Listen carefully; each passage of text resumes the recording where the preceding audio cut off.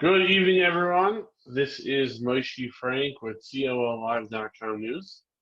Tonight we have a very special guest, Rabbi Kuperman, who's going to talk about a relevant topic about re-electing Rabbanim. Rabbi Kuperman is a cipher here in Crown Heights. I know him from when I was a bacher. There was a rundown city called Jersey City, New Jersey. Before it became fancy and yuppie, there was one rabbi that actually still cared about the few years in there in the shul there, and Rabbi Kuperman sponsored a mitzvah tank a few nights, and all did wonderful things, caring about the few unpopular neighborhood Jewish people in Jersey City. Obviously, that became big and fancy, and everyone was lining up. But Rabbi Kuperman was there pre-fancy. Is that correct? Is that correct, Rabbi Kuperman? What? That you were in Jersey City before it became fancy. Before it became fancy, yes. Okay. 30 years ago. So, to our relevant conversation, we understand that you were involved and have special directions regarding the process of re-electing Rabbanim. So please tell us what you know. What I know doesn't have to deal with re-electing Rabbanim so much. It has to do with the process that was originally 33 or 34 years ago, originally by the Rabbanim. The Rebbe was very much involved, both by the Farbrengens and behind the scenes. I have a whole file in my house, which I took copies, which I got from Rabbi Zirkin. Rabbi Zirkin was ahead of the election committee at the time.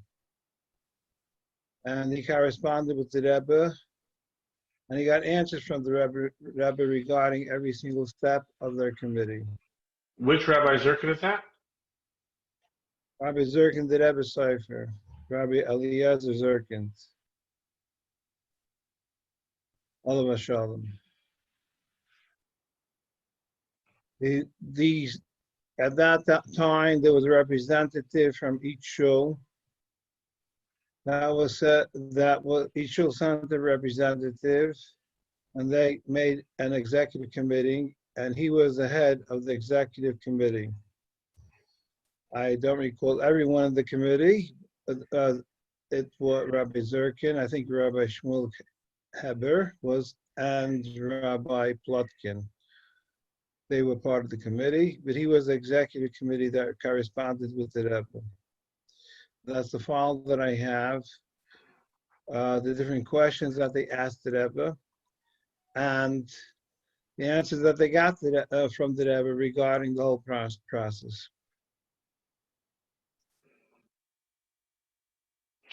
So, what are the specific step-by-step process how to elect a Rav based on your understanding and your documentation that you got from Rabbi Zirkin or heard from?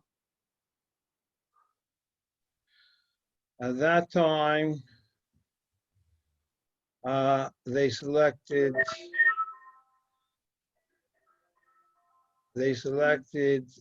regarding all halachic issues, and also regarding who was qualified to be a candidate to be a Rav. That was addressed to Rabbi Hecht, Rabbi Avram Hecht at the time. And he answered all the halachic questions. The first question they asked the Rebbe was, they weren't sure how many Rabbanim to make. The Rebbe wanted that they should replace Rabbi Zalman Shimon Dvorkin, who had passed away. So they thought that the community had grown enough that one Rav will not be enough. So they asked the Rebbe if they should hire one Rav, or they should hire 3 Rabbanim, or they should hire a Bezdin, or they should hire one Rav who will select assistants. There was another couple of formats which I don't remember offhand. The answer from the Rebbe was that this the community decides, up to them to decide. Later on, in the process, they decided they're going to have 3 Rabbanim, and not only 3 Rabbanim, but actual formal Bezdin. So there were 3 Rabbanim that were elected. It was Rabbi Mahler, Rabbi Azeva, and Rabbi Chanzin. Rabbi Chanzin was told by the Rebbe that he should stay in Petach Tikva, not to assume the position of Rav over here. So they were left with only 2 Rabbanim. So they asked the Rebbe, what do we do now? We only have 2 Rabbanim. Do we look for a 3rd Rav, or we just leave it as it is? So the Rebbe said that I already answered you, it's up to the community. They decided that they want to replace and they want to have that 3rd Rav. And so they had at that time election between Rabbi Heller and Rabbi Alltime, which Rabbi Heller won, and that's how you got the 3rd Rav in the Bezdin. But together with that answer, the Rebbe said, and the same thing applies to the future. In other words, and it could change. In other words, the amount of Rabbanim that there are, and etc., and the format of the Rabbonis could be changed with time also, and it's up to the community. The community decides on it. This is not popular belief because we always had a Bezdin, etc. But this is the instruction of the Rebbe, and those instructions applied, as the Rebbe, in the words of the Rebbe, it applies for posterity. And you have documentation backing what you're saying, right, Rabbi Kuperman? There is documentation, yes. I have to look through the file that I have to find it, because I haven't looked at the file for around 20 years. So I have to find those documents. It has been gone through when there was a big famous interred around 10 years ago. From both sides, they came to me looking for documents to support their sides. And and at that time I saw it. There definitely is documentation. And even if in my file I cannot find it, there are others, people who also have copies of the file. Okay, so I just want to summarize so far is that each shul sends a representative, sort of like the Senate, and right, the way we deal with senators, you hire a senator, each one from the shul, and those Netzigim, senators, whatever you want to call them, they suggest, so let's take it from step 1, they suggest who should be the Kandarav, and then Rabbi Hess at that time approved the candidates? Correct, if they have the qualifications of it up. They submitted to him a list of 24 candidates, and he screened through them. He only okayed 8. Of those 8, only 5 were ready to run for election, and those were the 5 Rabbanim that won in the election. Now, just on a general note, do the Rabbanim get paid, and how do they get paid, and how much do they get paid? The Rabbanim have a salary. There is a contract in that file, but I imagine with the years it has changed. It's only about 33 years ago. I imagine that through the years everything was changed, so I have no idea what they get paid. And today, in charge of that will be the Valakol today. So would you say in general the Rebbe said that the community should decide all the rulings, or the Rebbe was involved somewhat in being more specific, where the Rebbe suggested the Netzigim model? The Rebbe did not suggest the Netzigim model, he okayed it afterwards. But the Rebbe stressed that it belongs to the community. And I don't know if it's in the file, but I do know this. I heard from Rabbi Gerona Olav Shalom. At the time of the election with Rabbi Shrei, or about going back to Rabbi Marlow's time, after Rabbi Marlow passed away. At that time, he told me that, to his recollection, he asked me, since he knew that I had copies of this file, and he asked me if I remember, if I know, because the things was going on was not according to the Rebbe's wishes. The Rebbe had told the Rabbanim that they cannot mix into the elections. At the time when Rabbi Heller and Rabbi Woltime was up for election, and Rabbi Azdaba and Rabbi Marlow already elected at that time, they received a directive that they should not be mixing into the process of the election. This directive was also... There's the Rebbe directed that the existing Rabbanim should not be involved in vouching for candidates, or shouldn't be involved at all about who should be the third vote. And that's written letter, spoken? This seems to be spoken. This I heard from Rabbi Grona. Rabbi Grona told me that he personally cannot be involved at the time because of his position as a secretary of the Rebbe, and as, I guess, whatever, Kupas Rabbein, whatever he was doing. All right. But in addition to that, he didn't have to explain it because the Rebbe spoke by a Fabrenkin at the time when there was the whole tumult of the involvement of the elections of Andakol and the Rabbanim, very clearly that his secretariat has no permission to be involved or to say anything. It was said by the Fabrengen, and if they want to say their own opinions, they could resign first. So this is probably why Rabbi Groner... That's what the Rebbe told him, Askiris. Correct. The Rebbe said by the Fabrengen in front of 3,000 people that no one in his secretariat has permission to be involved in it. So you're saying... So Rabbi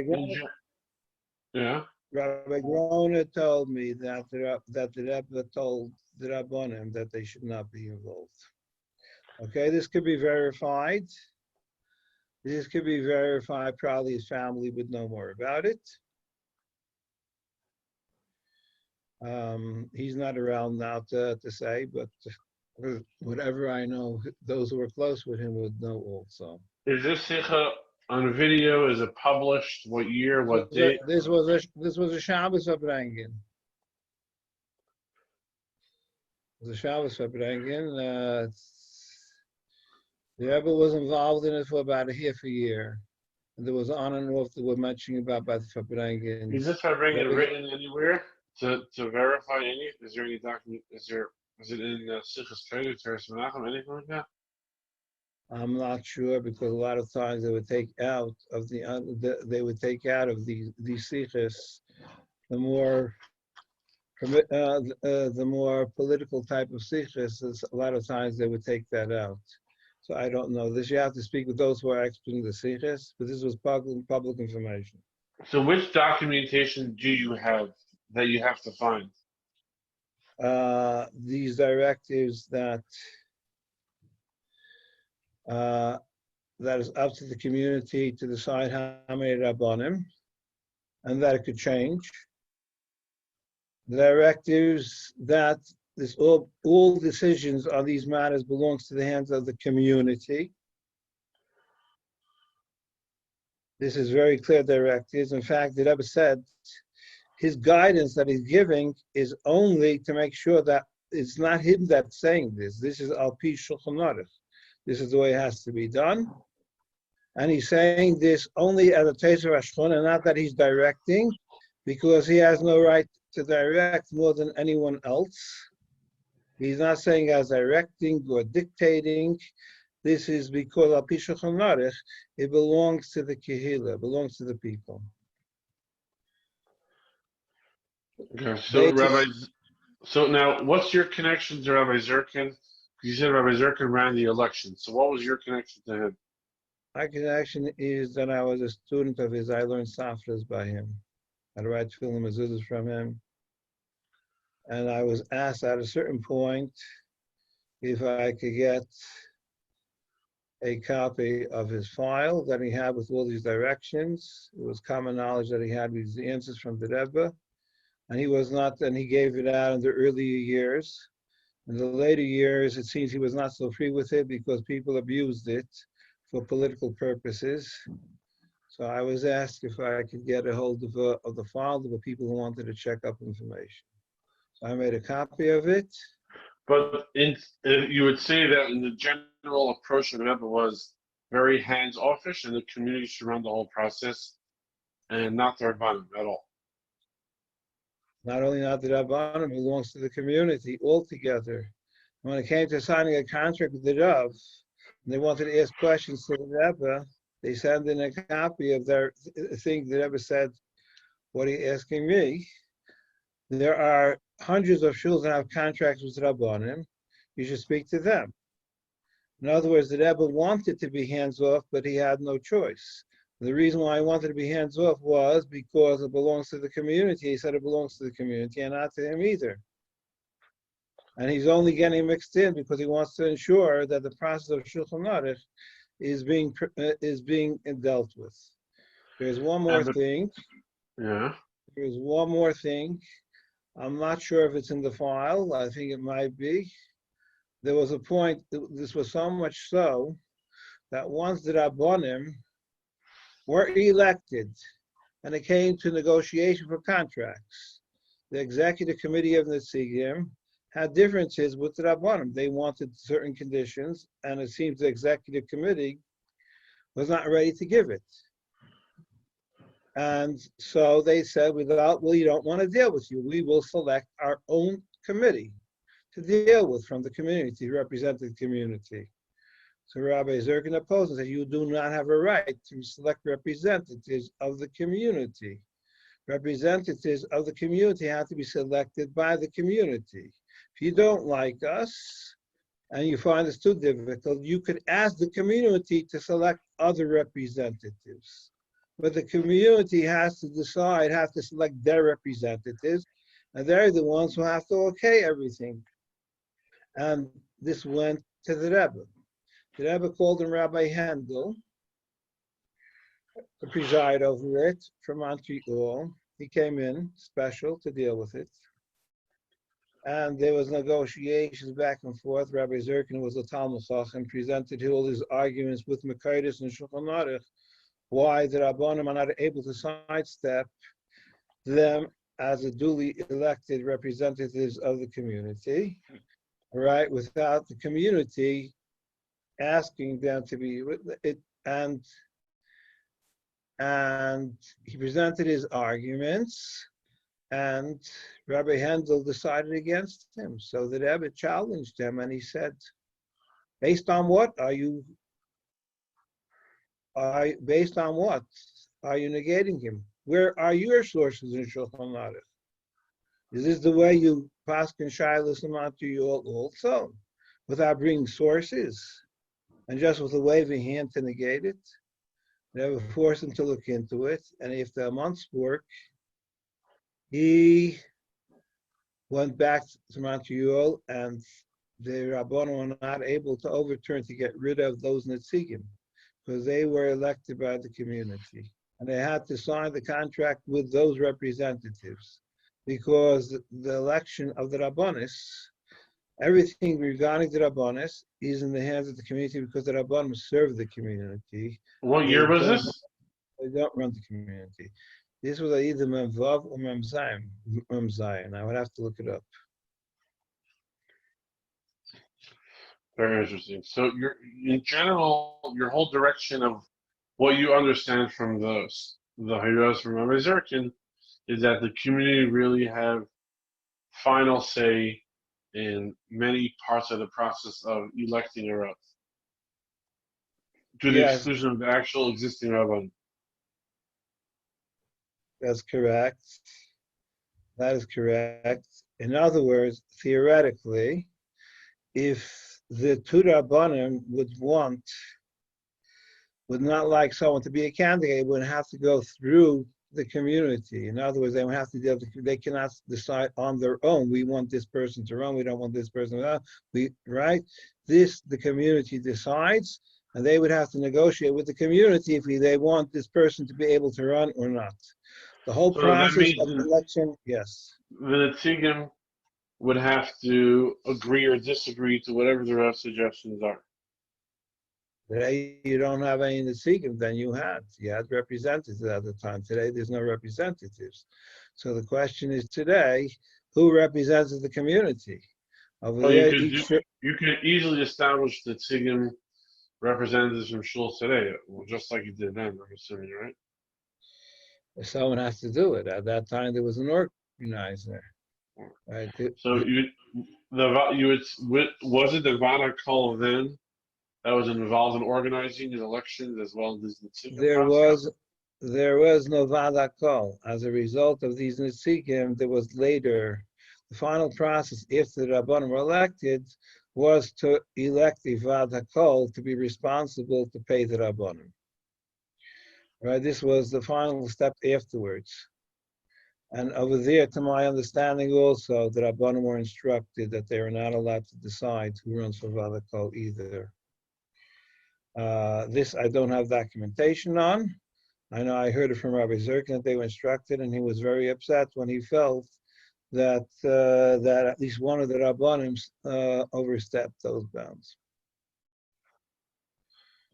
I got you. So it seems today would be even easier because I guess every shul has a little WhatsApp group, and when the Netzig is at these meetings or whatever it is, at the House of Representatives, they could quickly get opinions and feedback from their shul and community, and they could vote appropriately. So it seems like something that could very easily be executed today, 2020. If there is an organizer, yes. Okay, so in summary, what I understand, and attached to this video article, we're going to have Rabbi Kuperman's documentation attached to it, of Rabbi Zirkin's responsa and letters and directives of how to elect a Rav. Is there any final thoughts you want to say, Rabbi Kuperman? Because I spoke to someone about this topic briefly, and he says, oh, the two Rabbanim should decide who should be the candidates. And based on what you're saying, you're total disagreeing with that, correct? Number one, the question is the two Rabbanim are able to decide, number one. Number two, the community has a say in it. And it belongs to the community. The two Rabbanim, if they wanted, this was actually one of the options originally to ask if they to elect the Rav and let the Rav elect the assistants. But originally, this was the community did not approve it. They wanted to have a bezdin, right? The community could empower the two Rabbanim to decide to take the third one on their own, and because the community okays it. But the Rabbanim do not have the power to do that if the community does not agree with it. So in this case, you would have to find someone like Rabbi Hess to approve of all the candidates that the Tzigim nominate, correct? Well, I don't know. The two Rabbanim that you have, at that time, there was no one over here to approve of it. If the two, you can select the same two Rabbanim that are existent to approve of it also. But the purpose of approval was only because the layman doesn't know who is fit to be a Rav or not. Who has a degree, who has the proper experience and shimush and expertise. Is there a specific criteria that anyone can see? Is there shimush? What are the rules? Over 40, married, shimush, anything else? The main thing is he has to be Baki and Shulchan Aruch and have shimush. The formal smicha is only a formality also. The main thing is to be Baki and Shulchan Aruch and to have shimush. And age as well, no? What? Age, isn't age a requirement in this? There were many Gedolei Yisrael who became Rabbanim around 18 years old to 20 years old. I believe that Ramah became Rav when he was 18 years old. So why is there something, why does people mention I was involved in some polling about Rabbanim, and someone said you have to be 40. Is that made up? I don't know. I really don't know because I know many Kehillas have Rabbanim way before 40. So what you do know is Shirush, and what other criteria is just Shirush, and they have to be Baki Shulchan Aruch? Is that two different things, the same? Shemesh means practical experience under the tutelage of another Rav. So I'm That is assuming called it's some, Shemesh, and in fact, after the Rabbanim were elected, the Rebbe said a Sicha, I had Fabrengen, and he said that the new Rabbanim, they know which areas they're lacking proper Shemesh, and they have to make sure to go get it. It's not up to the Balabatim to go direct them where to get and what to get, but they know themselves where they need to have Shemesh, and to my understanding, I know I got feedback. They went afterwards to get Shemesh from that. well, what do you think about the fact that there are many Karanites, kosher establishments that are not under the Karanites Rabbanim? Is there an issue with that? That has nothing to do with this file of Rabbi Zirkin. The Rebbe did not speak any sichas on it or give any clear directives on it, right? So that has nothing to do with it. The only thing I mentioned it was because I think the problems that we have with the previous election, where we had questions, fights over Rabbi Azba tried to put in two Rabbanim, and there was a week-long election for that. And then there was an election with Rabbi Shrei. It was a tug of war. And there was not, Rabbi Shrei was unopposed. It was either yes or no. And later on, there was Din Torah between the two sides that went to a third Rav, but the community was not even representative over there. When the main Mandi Amar, who should have had to say so according to the directives of the Rebbe, was the community who was totally not involved. She had 20 years of fights, right? It was inappropriate according to the Rebbe's directives for Rabbi Azba to be in control of another Rav coming in or going out, or not coming in and going out at the time. Or there was 2.5 years pressuring him that he should allow an election for another Rav until finally he agreed. It really wasn't in his hands. According to the Rebbe, it was in the hands of the community for them to decide.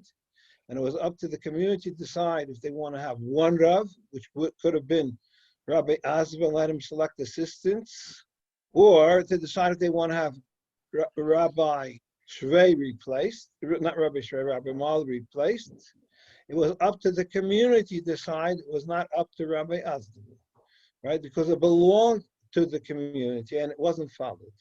The result of that was that 2.5 years later, they finally prevailed on Rabbi Azba to allow elections. So the people who prevailed on him, they were very interested in that Rabbi Shrei should be elected. So they put him in. They had an election, but it was only one Rav. Again, the community did not have any say-so in really looking for candidates to have a choice or not. So it was basically manipulated behind the scenes before it went up for elections by the community. The community had a veto power, but they were not part of the election process. So the result of that was 20 years of machlokes that we saw as a direct result of not disregarding the Rebbe's instructions. I was part of the Netzigim at that time. At that time, there was a functioning body called the Netzigim. him to the community council and the Van der Kohl. And I brought it up that we have directives of the Rebbe that should be looked into. And it was tabled. No one wanted, there were two people who were not interested. One person tabled it. I won't mention his name, but he said right now it doesn't apply anymore. I suggested that should be looked into and see what it does apply today or not before we go through ahead with replacing Rabbi Malo. He said it doesn't apply anymore. Right now, that was then. We didn't have any Rabban. Today, we still have a Rav, meaning Rabbi Azaba. And then someone else said, no. Now it doesn't apply anymore. For some other reason, it wasn't looked into it, and the head of the Tzigim just threw it off the table. And he said, Rabbi Azaba requested that it should not be discussed. It's being dealt with.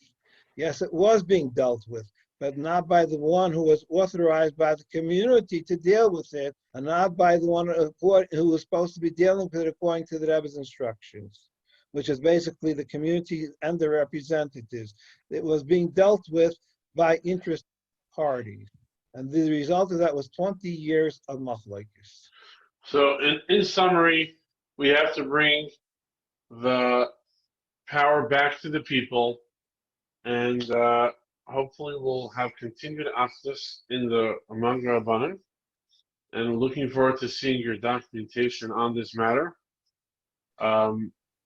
Thank you for your time, Rabbi Kuperman. This is Moshe Frank with COL Live and Rabbi Kuperman, local cipher here in Crown Heights. Thank you again, Rabbi Kuperman. Thank you very much. Okay. Basically, before we go through another election or a non-election, the matter, I think, should be thoroughly researched, because there is a very interested party who doesn't have any opinion on what goes on, and that is the community at large. And they're the ones who is going to support Rabbanim, and they're the ones who are going to suffer if we don't have Rabbanim who are able to work with each other also. Thank you very much. And according to the Rebbe, it's Heipach HaShulchan Aruch to impose leadership on a community. Yep. So have a wonderful night. Signing off.